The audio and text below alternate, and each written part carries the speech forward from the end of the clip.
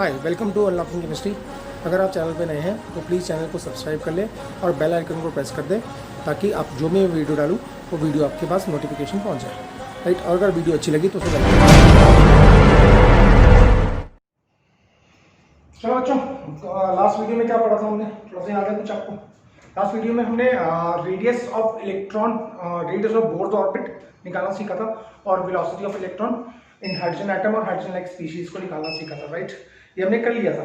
ठीक है, अब हम क्या करने वाले हैं आज हम एनर्जी के बारे में बात करेंगे। और एनर्जी कौन सी? Kinetic energy, potential energy and total energy of electron. कौन कौन सी energy? Kinetic energy, potential energy and total energy of electron. पहली बात तो इसको लिख लेना, ठीक है, कि total energy of electron is equal to sum of kinetic energy plus potential energy. ठीक है, टोटल एनर्जी ऑफ इलेक्ट्रॉन, इसको मैं डिटेल में जब आप क्वांटम मैकेनिकल मॉडल पढ़ेंगे, वेव मैकेनिकल मॉडल पढ़ेंगे, तब मैं इसके ऊपर बात करूंगा। ठीक है, अभी फिलहाल इतना रखना कि जब इलेक्ट्रॉन किसी ऑर्बिट में घूम रहा है तो उसकी जो टोटल एनर्जी होगी that is equal to sum of kinetic energy and potential energy. ठीक है, याद रख लोगे। अब हम आते हैं बात करने के लिए, पहले हम निकालते हैं काइनेटिक एनर्जी। अच्छा, थोड़ा सा रिवाइज मैंने इसलिए लिख रखा है यहाँ पे, ये देखिए क्या है, हमने पिछले वीडियो में कैलकुलेट किया था, h square epsilon not pi m e square into n square upon z। इसको सॉल्व करते हैं पूरे को तो ये आता है 0.529 एंगस्ट्रॉम। ठीक है, n square upon z constant होता है। इस तरह से हमने बोला था ये velocity e square upon 2 h epsilon not into z over n, इस ये पूरा कांस्टेंट वैल्यू था। इसको जब हम सॉल्व करते हैं तो ये आता है। ये हमने पिछले वीडियो में कैलकुलेट कर लिया था। इस वीडियो में हमें जरूरत पड़ेगी इसकी, इसलिए मैंने पहले से आपको लिख दिया। हो सकता है आपको आपने रिवाइज अच्छे से ना किया हो तो प्रॉब्लम हो सकती है। ठीक है, अब पहले हम करते हैं काइनेटिक एनर्जी को। First thing is the kinetic energy. Kinetic energy क्या होता है बच्चों? काइनेटिक एनर्जी का फॉर्मूला बोलो। काइनेटिक एनर्जी का फॉर्मूला तो आपको आता है, क्या होता है? हाफ m v स्क्वायर, है ना? क्या होता है काइनेटिक एनर्जी का formula? Half M V square. अब ये हो गया मेरी question number first, but v क्या है हमारे पास? v है e square upon 2h epsilon not into z over n। ये था हमारे पास, इसको डायरेक्ट उसमें पुट करो, सेकंड एंड फर्स्ट, तो क्या आ जाएगा? Kinetic energy. ठीक है, थोड़ा साइड से करते हैं। Kinetic energy is equal to क्या? हाफ m v की जगह क्या आ जाएगा? ये पूरा क्वेश्चन आ जाएगा, क्या आ जाएगा? e स्क्वायर z अपॉन 2 पाई 2h। ठीक है, 2h एप्सिलॉन नॉट n का होल स्क्वायर। क्या आ गया? चलो खोल लेते हैं इसको, तो कितना आ गया? हाफ m e की power 4 z square 2 to the 4 h square epsilon naught का स्क्वायर n का स्क्वायर। एग्रीड? बोलो हाँ या ना? यहाँ तक आया समझ में? अब ध्यान रखना, मल्टीप्लाई करोगे तो क्या आएगा? 4 टू जा 8 m e की पावर 4 z स्क्वायर को अलग लिख दो अपॉन 4 h का स्क्वायर एप्सिलॉन नॉट का स्क्वायर और n स्क्वायर। अब इसको देखो ध्यान से, ये पूरा काइनेटिक एनर्जी है ना। ये 8 कांस्टेंट, ध्यान से देखना, 8 constant, mass of electron constant, charge of electron constant, x4 की वैल्यू कांस्टेंट, 4 नहीं आएगा, सॉरी 4 to 8 आ गया, h की वैल्यू कांस्टेंट, एप्सिलॉन नॉट की वैल्यू कांस्टेंट, n और z वेरिएबल होते हैं। भाई z की वैल्यू तो नंबर ऑफ प्रोटॉन्स होता है जो हाइड्रोजन लाइक स्पीशीज में चेंज होते रहते हैं, और शेल n जो होता है वो शेल होता है, ऑर्बिट होता है, उसकी वैल्यू भी चेंज होती रहती है। अब जब मैं इतने पोर्शन को सॉल्व करूंगा इलेक्ट्रॉन वोल्ट में, किसमें? इलेक्ट्रॉन वोल्ट, आगे भी बताऊंगा मैं एनर्जी। तो जब मैं इतने पोर्शन को सॉल्व करूंगा तो मेरे पास काइनेटिक एनर्जी आएगी 13.6, ठीक है, into z square over n square electron volt पर एटम। ठीक है, दिखाई दे रहा है? हाँ या ना? तो आई हैव कैलकुलेटेड, इतने पोर्शन को सॉल्व करने के बाद इतना आता है, तो आपको ये याद रखिए। तो काइनेटिक एनर्जी को इधर लिखते साइड में, तो काइनेटिक एनर्जी कितनी आई 13.6 into Z square over n square electron volt पर एटम, ठीक है। और ये किसको सॉल्व करके आई, m e की power 4 upon 8 h square epsilon naught का square into Z square h square. इतने पोर्शन को सॉल्व करने के बाद ये वैल्यू आई जेड स्क्वायर एन स्क्वायर। बोलो हाँ या ना, हाँ या ना, ठीक है। इतने पोर्शन को सॉल्व करने के बाद 13.6 आती है। तो वी हैव डन द क्या, kinetic energy, we have calculated the kinetic energy, we have written it over here. अब इसमें बोलो कोई प्रॉब्लम है तो जल्दी बोलो। फिर आते हैं हम किस पे, पोटेंशियल एनर्जी पे, और आते हैं टोटल एनर्जी, ठीक है। मेरे ख्याल से कोई प्रॉब्लम नहीं है। चलिए move on to second part, potential energy. ना, तो पोटेंशियल एनर्जी की अगर मैं बात करूं, पोटेंशियल एनर्जी, बच्चे मुझसे बोलते हैं सर पोटेंशियल एनर्जी कैसे होगी। पोटेंशियल एनर्जी रेस्ट पे होती है, काइनेटिक एनर्जी मोशन में होती है। इलेक्ट्रॉन न्यूक्लियस की चारों तरफ घूमता है, ये एटम, ये इलेक्ट्रॉन, ये घूम रहा है न्यूक्लियस की चारों तरफ, इसके बीच का डिस्टेंस है r, ठीक है। तो देखो बेटा, क्या जब दो चार्ज बॉडी के बीच में r डिस्टेंस होता है और दोनों चार्ज बॉडी का कुछ ना कुछ मास होता है, तो उनके में काइनेटिक एनर्जी तो होती है, साथ साथ पोटेंशियल एनर्जी भी होती है। क्या होती है, पोटेंशियल एनर्जी। और इसको हम यहाँ पे बोलते हैं इलेक्ट्रोस्टैटिक पोटेंशियल एनर्जी। क्या, इलेक्ट्रोस्टैटिक पोटेंशियल एनर्जी। जो है पोटेंशियल एनर्जी निकालनी, वो क्या है, इलेक्ट्रोस्टैटिक पोटेंशियल एनर्जी, ठीक है बच्चों। अब देखो एक चीज बताओ, सपोज यहां से समझ में आ गया। अब सपोज लेट, ये एक एटम है, इसका ये एक चार्ज है Q1 और ये चार्ज Q2, इनके बीच का डिस्टेंस है r, ठीक है।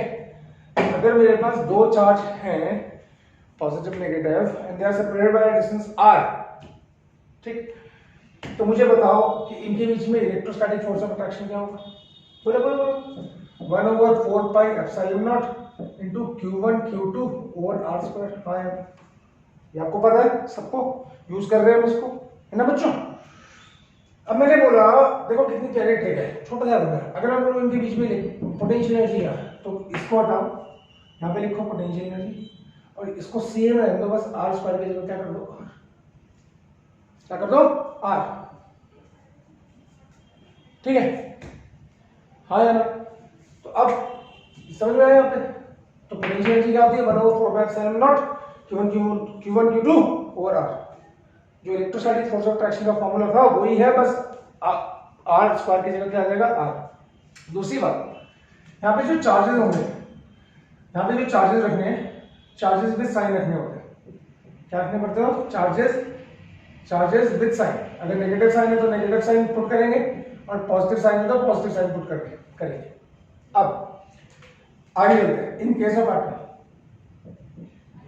अगर हम एटम की बात करें, इसकी बात करें एटम की, किसकी, एटम की, किसकी, एटम की। तो एटम में क्या होता है, इलेक्ट्रॉन पे चार्ज कितना, इलेक्ट्रॉन है, इलेक्ट्रॉन पे चार्ज कितना, माइनस ही, और यहाँ पे क्या प्लस जेड, और यहाँ पे कितना माइनस ही, ठीक है। तो पोटेंशियल एनर्जी क्या हो जाएगी, पोटेंशियल एनर्जी क्या हो जाएगी, बोलो बोलो बोलो जल्दी बोलो, जल्दी बोलो, क्या हो जाएगी, 1/4 पाई एप्सिलॉन नॉट, ठीक है, माइनस इलेक्ट्रॉन का चार्ज माइनस ही, इसका जेड अपॉन r डिस्टेंस, तो क्या आ जाएगा, is equal to minus Z E square upon 4 pi epsilon not r। बोलो हाँ यार, समझ में आ गया। अब बट r क्या होता है, but r is equal to क्या होता है, h square epsilon not pi m e square और n स्क्वायर z, ये होता है। जो कि क्वेश्चन नंबर फर्स्ट, ये क्वेश्चन नंबर सेकंड को डालिए फर्स्ट नंबर। समझ में आ रहा है। अच्छा r तो हमने यहाँ पे लिखा हुआ है, h square epsilon not n square pi m e square z, ठीक है ना। अब इसको उठा के बच्चों यहाँ पर करना है, तो पोटेंशियल एनर्जी क्या हो जाएगी, पोटेंशियल एनर्जी क्या हो जाएगी, 1/4 माइनस साइन आएगा 4 पाई एप्सिलॉन नॉट, ठीक है। अब ऊपर एक ना, ठीक है। जेड स्क्वायर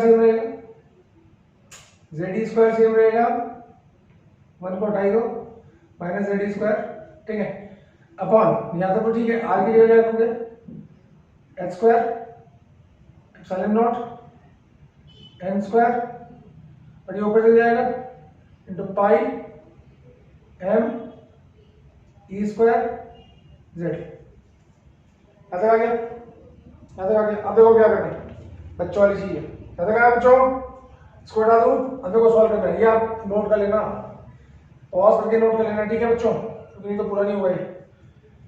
तो पोटेंशियल एनर्जी क्या बचा हमारे पास, क्या बचा बोलो जल्दी बोलो, क्या बोलो, पोटेंशियल एनर्जी क्या बचा हमारे पास। तो पोटेंशियल एनर्जी हमारे पास बचेगा, ठीक है, कुछ कैंसिल हो रहा है, पाई से पाई कैंसिल है ना, क्या बचेगा, m e की power 4 z square, m e की पावर 4 z स्क्वायर बचेगा। यहाँ पे क्या, upon 4 h square epsilon naught का स्क्वायर इंटू एन स्क्वायर, ठीक है। अब ये होगी मेरी क्वेश्चन नंबर 3। अब compare this equation with kinetic energy equation. m e की power 4 z square n square 8 सिर्फ ये देखो यहाँ पे 4 है, यहाँ पे 8 है, ठीक है। यानी कि पोटेंशियल एनर्जी ट्वाइस आ रही है काइनेटिक एनर्जी का। बोलो हाँ यार, पोटेंशियल एनर्जी क्या आ रही है, ट्वाइस आ रही है काइनेटिक एनर्जी के विद नेगेटिव साइन, ठीक है। तो इसको 2 से मल्टीप्लाई कर दो, मल्टीप्लाई क्वेश्चन 3 बाय 2, तो मेरे पास क्या आ जाएगा, potential energy is equal to, ठीक है, ध्यान देना, twice minus sign m e की power 4 into Z square upon N square, इसको इन कांस्टेंट को अलग कर दो, अपॉन यहाँ पे भी 2 से मल्टीप्लाई करेंगे, ऊपर 2 से मल्टीप्लाई करेंगे, 4 टू जा 8 h स्क्वायर एप्सिलॉन नॉट का स्क्वायर, ठीक है। अब इतने पोर्शन की वैल्यू कितनी आती है, 13.6, तो क्या होगा, -2 into 13.6 into Z square upon N square, that is the potential energy, ठीक है। -2 मैंने वैल्यू को सॉल्व नहीं किया है, -2 को ऐसे रहने दिया, -2 इंटू 13.6, इतने की वैल्यू भाई, इतने की वैल्यू ये और ये सेम है ना, और उसको we have done it already, कि this much is this much, है ना बच्चे, कर लो बेटा, ये काम आएगा, खासकर नीट वालों के लिए लास्ट वाली वैल्यू इंपॉर्टेंट है, लास्ट वाली वैल्यू, पर जेई वालों के लिए सारी वैल्यूज इंपॉर्टेंट है, सारा डेरिवेशन इंपॉर्टेंट है। नीट वाले अगर हैं बच्चे तो उनको सिर्फ वेलोसिटी की ये वाली वैल्यू चाहिए, रेडियस की ये वाली वैल्यू चाहिए, ठीक है, काइनेटिक एनर्जी की ये वाली वैल्यू चाहिए, पोटेंशियल एनर्जी की ये वाली वैल्यू चाहिए, पर जो जेई वाले बच्चे हैं उनको सब कुछ चाहिए, ठीक है, आगे काम आएगा। तो मेरे ख्याल से काइनेटिक एनर्जी और पोटेंशियल एनर्जी हो गया cover. Now let's move on to the total energy of the system. किस पे आते हैं, टोटल एनर्जी ऑफ द, तो बच्चों हमने काइनेटिक एनर्जी निकाल ली, प्लस में 13.6 into Z square upon N square, potential energy 13.6 का डबल है, 2 इंटू 13.6, बट यानी कि ट्वाइस है पोटेंशियल एनर्जी कह सकते हो, बट प्रॉब्लम में आ गई थी साइन माइनस में, है ना, साइन किस में बच्चों, नेगेटिव में। अब हमने बोला, हमने निकाल लिया टोटल एनर्जी ऑफ इलेक्ट्रॉन, तो टोटल एनर्जी, वीडियो के शुरू में मैंने क्या कहा था बच्चों, कि total energy of electron is equal to sum of potential energy plus kinetic energy, है ना, ये तो कहा था वीडियो के शुरू में कि भैया टोटल एनर्जी जो होगी इलेक्ट्रॉन की वो किस में होगी, पोटेंशियल एनर्जी और काइनेटिक एनर्जी के फॉर्म में, ठीक है। अब ध्यान रखना, पोटेंशियल एनर्जी कितनी आई, -2 इंटू 13.6, ठीक है, into Z square over n square और kinetic energy 13.6 into Z square upon N square, तो कितनी बचेगी minus 13.6 into Z square upon N square electron volt पर एटम, ये टोटल एनर्जी। अब टोटल एनर्जी को हम इसे लिखेंगे तो ई क्या आ गया minus 13.6 upon Z square over n square electron volt पर एटम। यार अब देखो बेटा क्या मुसीबत पता है क्या, मुसीबत बहुत सारी है, बहुत सारी क्या है कि यहाँ पे हमने इलेक्ट्रॉन वोल्ट पर एटम में लिखी है, ये कंफ्यूज मत होना, ये एन स्क्वायर है, मेरा एन और एच ना कंफ्यूज करता है बच्चों, इलेक्ट्रॉन वोल्ट पर एटम में। ठीक है, अब देखो मैं कुछ वैल्यूज लिख लेता हूँ, ये वैल्यूज कैसे हैं इनके लिए अलग से वीडियो बनेगा पूरा, पर अभी आपके लिए मैं कुछ वैल्यूज लिख लेता हूँ। इन केस ऑफ जूल पर एटम ना, इनका ध्यान रखेंगे आप, क्या बोला मैंने, जूल पर एटम। अभी मैं डायरेक्ट वैल्यूज बता रहा हूँ बच्चों आपको, ठीक है। तो अभी मैं किस पे बता रहा हूँ, जूल पर एटम। जूल पर एटम में आती है एनर्जी जो आती है En, ये En is equal to minus 2.18 into 10 raise to power minus 18 into Z square upon N square, ये जूल पर एटम। ये वैल्यू हो जाएगी जूल पर एटम, ठीक है। दूसरा, इन केस ऑफ किलोजूल पर मोल, अगर मैं किलोजूल पर मोल पे निकालूं, ठीक है, तो सॉल्व करना कैसे है वो बात की बात है, minus 1312 upon N square into Z square kilojoule पर मोल, ठीक है। अब वो ये समझ में आया कैसा है, ठीक है ना, सब में माइनस का साइन लगेगा, हाँ या ना, समझ में आ गया, ठीक है। अब अगर हम बोले कि अर्ग्स पर एटम में निकालनी, याद है समझ में, आप जो नोट कर लेना, पीस, अगर वो बोले अर्ग्स पर एटम में निकालनी है तो इन केस ऑफ, तीसरा है इन केस ऑफ अर्ग्स पर एटम एनर्जी, कोई बताएगा एनीवन, बोलो minus 2.173 into 10 raise to power minus 11 upon, बाकी तो सब सेम रहेगा, into Z square upon N square ERG, ergs पर एटम, ठीक है। और चौथा अगर हम बोले इन केस ऑफ अर्ग्स पर मोल, तो En is equal to minus 2.173 into 10 raise to power minus 11 into 6.022 into 10 raise to power 23, ठीक है, आया into Z square upon N square ergs per mole, एक मोल से मल्टीप्लाई कर दिया तो ये आएगा minus 13.1 into 10 raise to power 12 Z square upon N square ergs per mole. तो मैंने आपको 4 वैल्यूज दे दिए, जूल पर एटम में, दूसरी मैंने दी है किलोजूल पर मोल में माइनस 1312, ठीक है, तीसरी दी है अर्ग्स पर एटम में, चौथी दी है अर्ग्स पर मोल में। ये 4 वैल्यूज आपको याद रखनी पड़ेगी, minus 2.1 into 10 raise to power minus 18 minus 1312 upon N square kilojoule पर मोल में, minus 2.173 into 10 raise to power minus 11, ठीक है, Z square over n square ergs पर एटम, और 13.1। आपको वैल्यूज ना थोड़ी सी याद करनी पड़ेगी बेटा ये, हाँ, ठीक है। पर हम जो वैल्यूज आगे सॉल्व करेंगे या तो ये आएगी आगे जाके, अभी जब हम न्यूमेरिकल सॉल्व करेंगे कभी कभी ये भी पूछ लेते हैं, कोई बात नहीं, कोई इश्यू नहीं है, ठीक है। तो मेरे ख्याल से नोट कर लीजिए। अब एक बड़ी बात, क्या कहा था उसको, नोट कर लिया आप लोगों ने, नोट पॉज करके नोट कर लेना। नाउ ऊपर देखना, एक बड़ी इंपॉर्टेंट बात, बड़ा important point, significance of negative sign, significance of negative sign, ठीक है।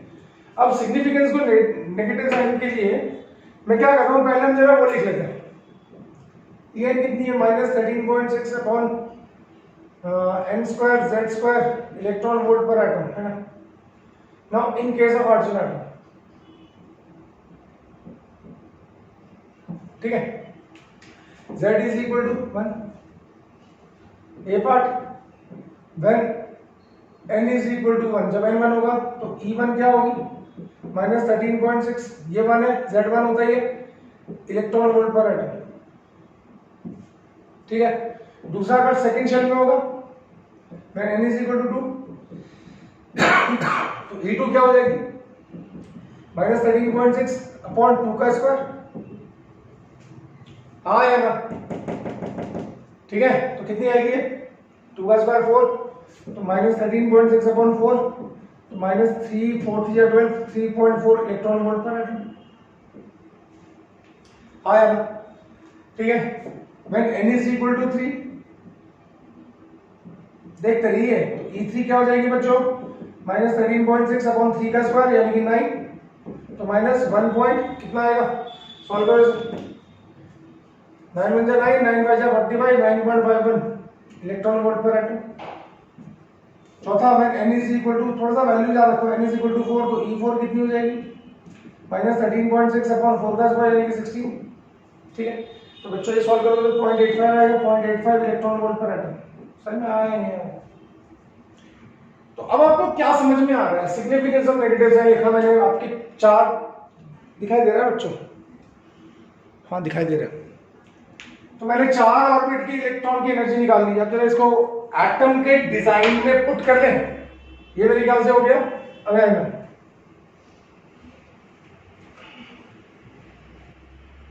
क्या देखा?